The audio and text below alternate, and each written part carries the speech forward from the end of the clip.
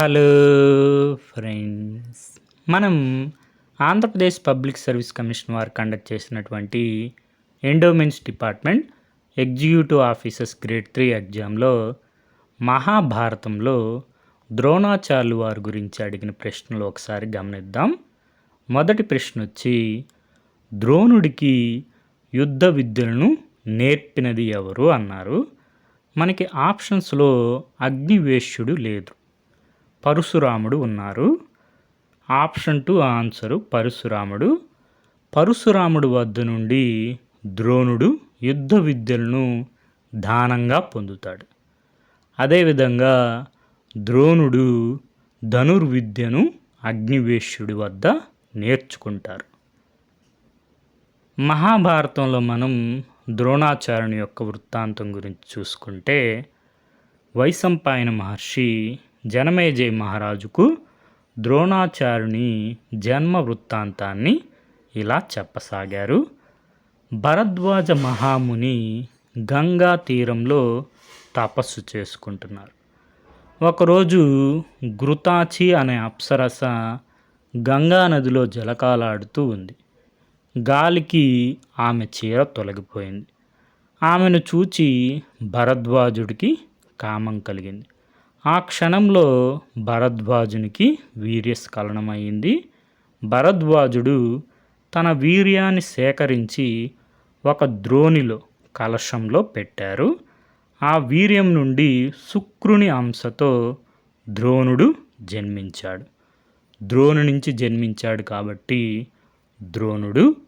ద్రోణుడి యొక్క తండ్రి గారు ఎవరంటే భరద్వాజ మహాముని.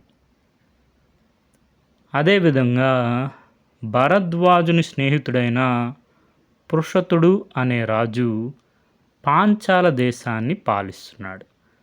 అతను కూడా అడవులకు వెళ్ళి భయంకరమైన తపస్సు చేశాడు. ఒకరోజు మేనక అనే అప్సరసను చూచాడు. కామంతో అతనికి వీర్యం పతనమైంది. కానీ దాన్ని అతడు తన పాదంతో కప్పివేశాడు. ఆ వీర్యంలో నుండి మరుత్తుని అంశతో ద్రుపదుడు అనే బాలుడు జన్మించాడు. పృషతుడు ఆ బాలుణ్ణి భరద్వాజుని ఆశ్రమంలో ఉంచి పాంచాల దేశం వెళ్ళిపోయాడు. ఇప్పుడు మనకి ద్రోణాచార్యులు వారి యొక్క తండ్రి గారు ఎవరు? భరద్వాజ మహాముని. అదేవిధంగా ద్రుపదుడి యొక్క తండ్రి గారి పేరేంటి? పృషతుడు. భరద్వాజుని ఆశ్రమంలో ద్రోణుడు ద్రుపదుడు కలిసి విద్యాభ్యాసం చేస్తున్నారు. విలువిద్యను నేర్చుకుంటున్నారు. తరువాత ద్రుపదుడు పాంచాల రాజ్యానికి రాజయ్యాడు. ద్రుపదుడు ఏ రాజ్యానికి రాజయ్యాడు? పాంచాల రాజ్యానికి రాజయ్యాడు. ఇది మనకి ప్రీవియస్ క్వశ్చన్. పాంచాల రాజ్యానికి రాజు ఎవరు? ద్రుపదుడు. ద్రోణుడు అగ్నివేశ్యుడు అనే మహాముని వద్ద ధనుర్విద్యను నేర్చుకున్నారు. ద్రోణుడు ధనుర్విద్యను ఎవరి వద్ద నేర్చుకున్నారంటే అగ్నివేశ్యుడు అనే మహాముని వద్ద. కృపుని చెల్లెలు అయిన కృపుని ద్రోణుడికిచ్చి వివాహం చేశాడు భరద్వాజుడు. ఇది మనకి ప్రీవియస్ క్వశ్చన్ వచ్చింది. ద్రోణాచార్యుని యొక్క మనకి భావమర్ది కృపాచార్యుడు. కృపాచార్యుల యొక్క చెల్లెల్ని కృపిని ద్రోణాచార్యులు వారు వివాహం చేసుకోవడం జరుగుతుంది. ఆ ఇరువురికి ఒక కుమారుడు కలిగాడు. అతనే అశ్వత్థామ. ఇది ఉండగా పరశురాముడు బ్రాహ్మణులకు దాన ధర్మాలు చేస్తున్నాడని తెలిసి ద్రోణుడు పరశురాముని వద్దకు వెళ్ళారు. దానం చేయమని అడిగారు. దానం చేయమని అడిగారు. ద్రోణ, నేను నా వద్ద ఉన్న ధనమంతయు బ్రాహ్మణులకు దానం చేశాను. నా వద్ద ఇంకా శస్త్రాస్త్రాలు మిగిలి ఉన్నాయి. నీకు కావలసి వస్తే అవి తీసుకో అన్నారు. ద్రోణుడు సంతోషంగా సమ్మతించాడు. పరశురాముని వద్ద అనేక శస్త్రాస్త్రాల ప్రయోగ ఉపసంహారాలతో నేర్చుకున్నాడు. ఇంటికి తిరిగి వచ్చారు. ఒకరోజు చిన్ననాటి స్నేహితుడైన పాంచాల దేశాధిపతి ద్రుపదుని వద్దకు వెళ్ళారు. స్నేహపూర్వకంగా మాట్లాడారు. కానీ ద్రుపదునికి ఇది నచ్చలేదు. పేద బ్రాహ్మణులకు మహారాజులకు స్నేహం ఎలా కుదురుతుంది? నోరు మూసుకొని పో, అదియూ కాక మిత్రులైన శత్రువులైన సమానమైన వారి మధ్యనే జరగాలి. మా వంటి మహారాజులకు నీ వంటి పేద బ్రాహ్మణులతో ఏమి ప్రయోజనం లేదు, కాబట్టి మన మధ్య స్నేహానికి అవకాశం లేదు అని గర్వంగా మాట్లాడాడు. ద్రోణుడు ఆ అవమానాన్ని భరించలేకపోయాడు. ఏమి చేయడానికి తోచక ఇంకా అక్కడ ఉండలేక భార్య బిడ్డలతో హస్తినాపురానికి ప్రయాణమయ్యారు. మనకి హస్తినాపురానికి వచ్చి కౌరవులకి అంటే ధృతరాష్ట్రుని కుమారులకి, అదేవిధంగా పాండురాజు కుమారులైనటువంటి పాండవులకి కృపాచార్యులతో తర్వాత మనకి ద్రోణాచార్యులు వారు ఆచార్యులుగా నియమింపబడతారు భీష్ముడి వారితో. ఈ వృత్తాంతం మనకి మహాభారతం ఆది పర్వం పంచమాశ్వాసంలో ఉంటుంది. తర్వాత క్వశ్చన్ వచ్చి, కురుక్షేత్ర యుద్ధంలో ద్రోణాచార్యుని ఎవరు సంహరించారు? మనకి ఆన్సర్ వచ్చి ఆప్షన్ 3 దృష్టద్యుమ్నుడు. అసలు దృష్టద్యుమ్నుడు ద్రోణాచార్యుని వధించడం కోసమే పుడతారు. ద్రోణ వధ కోసం అగ్నిలో నుండి పుట్టినవాడే దృష్టద్యుమ్నుడు. దృష్టద్యుమ్నుడు ఎవరో కాదు, ద్రౌపదుడు కుమారుడు. ద్రౌపది కూడా ద్రుపదుని యొక్క కుమార్తె. అందుకే ఆమెని పాంచాలి అంటాం. పాంచాల దేశానికి రాజు ద్రుపదుడు. మనం ద్రోణవధ వృత్తాంతం గురించి తెలుసుకుందాం. ధర్మరాజు అబద్ధం ఆడడని ద్రోణునికి నమ్మకం.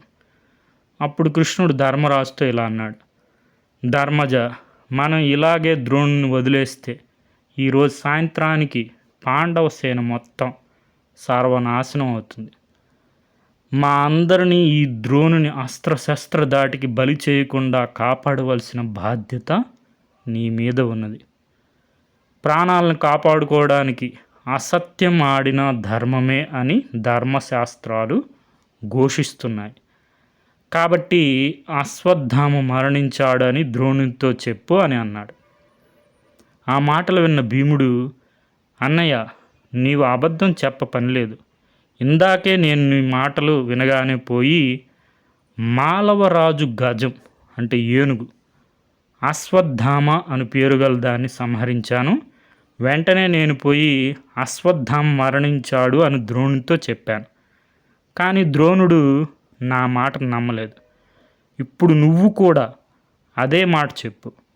మన హితము కోరి చెప్పిన మాటలు, కృష్ణుని మాటలు మన్నించు. నీ మాటలు నమ్మి ద్రోణుడు యుద్ధం చేయడం మానివేస్తాడు అని అన్నాడు. కృష్ణుడు, భీముడు చెప్పిన మాటలు ధర్మరాజు మనసులో బాగా పనిచేశాయి. అనువృత్తం చెప్పడం అన్న భయం కన్నా, అబద్ధం చెప్పడం అన్న భయం కన్నా రాజ్యకాంక్ష అతనిలో బలీయంగా ఉంది. అబద్ధం చెప్పడం అన్న భయాన్ని అనగదొక్కింది. వెంటనే ధర్మరాజు ద్రోణి రథం వద్దకు పోయి బిగ్గరగా, ఆచార్య, అశ్వత్థామ మరణించాడు అని అరిచాడు. కానీ అది ఏనుగు అని మెల్లగా అన్నాడు. అశ్వత్థామ అతః కుంజరః అని ధర్మరాజు అంటాడు.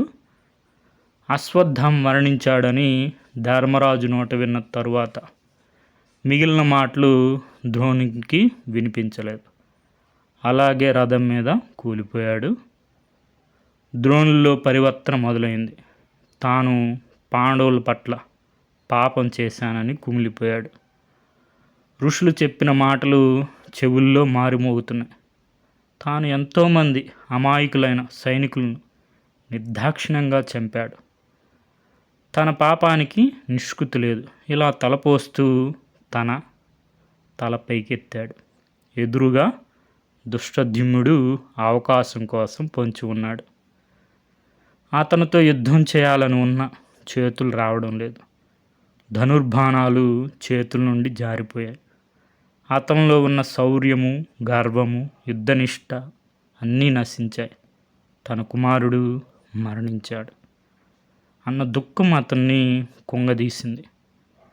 అతని అవయవాలన్నీ ముడుచుకుపోయాయి. అలాగే రథం మీద కూర్చుండిపోయాడు.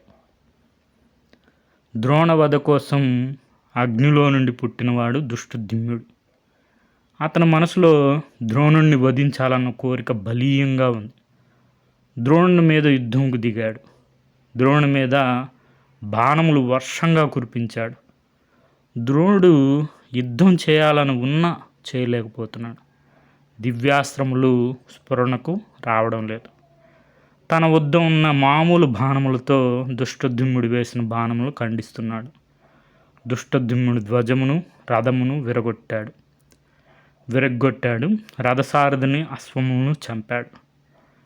ధృష్టద్యుమ్నుడు వెంటనే రథం నుండి కిందికి దూకి గద చేతిలో తీసుకున్నాడు. ద్రోణుడు ఆ గదను తన బాణంతో ఖండించాడు. ద్రోణుడు కేవలం స్వీయ రక్షణ చేసుకుంటున్నాడు. ధృష్టద్యుమ్నుడు వెంటనే ఒక కత్తిని డాల్ను తీసుకొని ద్రోణుని రథం మీదకి ఉరికాడు. ద్రోణుని రథసారథిని హయములను గుర్రములను చంపాడు. ద్రోణాచార్యుడు తన బాణములతో ధృష్టద్యుమ్నుని కత్తిని డాలును ఖండించాడు. ఆ సమయంలో సాత్యకి మరొక చోట కర్ణుడు, కృపాచార్యుడు కృతవర్మలతో యుద్ధం చేస్తున్నాడు. దూరం నుండి ఇదంతా గమనించాడు. వెంటనే 10 బాణములను ద్రోణాచార్యుడి మీద వేశాడు. భీముడు తన రథం మీద వచ్చి విరధుడై ఉన్న ధృష్టద్యుమ్నుని తన రథం మీదకి ఎక్కించుకొని పక్కకు తీసుకెళ్ళాడు. ద్రోణుడు అతని వెంట పడలేదు. పోతే పోనీలే అనుకున్నాడు. ఇప్పుడు ద్రోణాచార్యుని మనస్సు ప్రశాంతంగా ఉంది. తన రథం మీద కూర్చున్నాడు. యోగనిష్టలో నిమగ్నుడయ్యాడు. ఓ ధృతరాష్ట్ర మహారాజా, భీష్ముడు పడిపోయిన తర్వాత ద్రోణుడు 4 రోజులు 1 రాత్రి మాత్రం యుద్ధం చేశాడు. మరుసటి దినమున 20 గడియలు మాత్రం యుద్ధం చేశాడు. ఆ 20 గడియల కాలంలో అతను 21,000 మంది సైనికుల్ని చంపాడు. అంతటితో ద్రోణుని యుద్ధ ఘట్టము పూర్తయింది. మనస్సులో శాంతి పొందాడు. చుట్టూ చూశాడు. ఓ కర్ణ, ఓ కృపాచార్య, ఓ సుయోధన, మీరు నన్ను ఎప్పుడూ యుద్ధం చేయనని ఎత్తి పొడుస్తుంటారు. నేను నా చేతనైనంత వరకు యుద్ధం చేశాను. ఇంకా నిశ్చింతగా పైలోకాలకి చేరుకుంటాను. ఇదిగో నా ధనుర్బాణములను విడిచి అస్త్ర సన్యాసం చేస్తున్నాను. మీరందరూ ఇకనైనా తెలివి కలిగి ప్రవర్తించండి అని ఎలుగెత్తి అరిచాడు. ద్రోణుడు తన ధనుర్బాణములు రథం మీద పెట్టాడు. రథం మీద యోగనిష్టలో కూర్చున్నాడు. తేజోమయమైన ఆత్మతో వెలుగొందుతున్నాడు. ఆ సమయంలో ధృష్టద్యుమ్నుడు చేతిలో కత్తితో ద్రోణుని వైపు నడిచి వస్తున్నాడు. ధృష్టద్యుమ్నుడు ద్రోణుని చంపడానికి పోతున్నాడని తెలిసి ఉభయ సైన్యాలు ఆహాకారాలు చేశాయి. అప్పటికే ద్రోణుని ప్రాణవాయువులు అనంతవాయువుల్లో కలిసిపోయాయి. అతని ఆత్మజ్యోతి రూపంలో పైకి ఎగిసి పరమస్థానం చేరుకుంది. ఆయన ఆత్మ తేజో రూపంతో పైకి వెళ్ళడం నేను, కృష్ణుడు, ధర్మరాజు, అర్జునుడు, కృపాచార్యుడు మాత్రం చూడగలిగాం. ఇక్కడ నేను అంటే సంజయుడు. మిగిలిన వారికి అదృశ్యం గోచరం కాలేదు. ఇంతలో ధృష్టద్యుమ్నుడు చేతిలో కత్తితో ద్రోణు రథం మీదకి దుమికాడు. ద్రోణుని శవమును పట్టుకున్నాడు. అతను జుట్టు పట్టుకొని ద్రోణుని మెడ నరకడానికి కత్తి ఎత్తాడు. ఒక పక్క నుండి వద్దు వద్దు అని అర్జునుడు అరుస్తున్నా, అలా చేయడం పాపం, ధర్మ విరుద్ధం అని ధర్మజుడు అరుస్తున్నా దుష్టద్యుమ్నుడు లెక్క చేయలేదు. అప్పటికే ప్రాణములు విడిచిన ద్రోణుని తల తెగ నరికాడు. ద్రోణుని తలను మొండెంను నేల మీద పడవేశాడు. ఓ ధృతరాష్ట్ర మహారాజా, ఆ ప్రకారంగా అప్పటికే దాదాపు 100 సంవత్సరాలు బతికిన ద్రోణుడు నీ కుమారుల యొక్క దుర్నీతికి బలి అయిపోయాడు.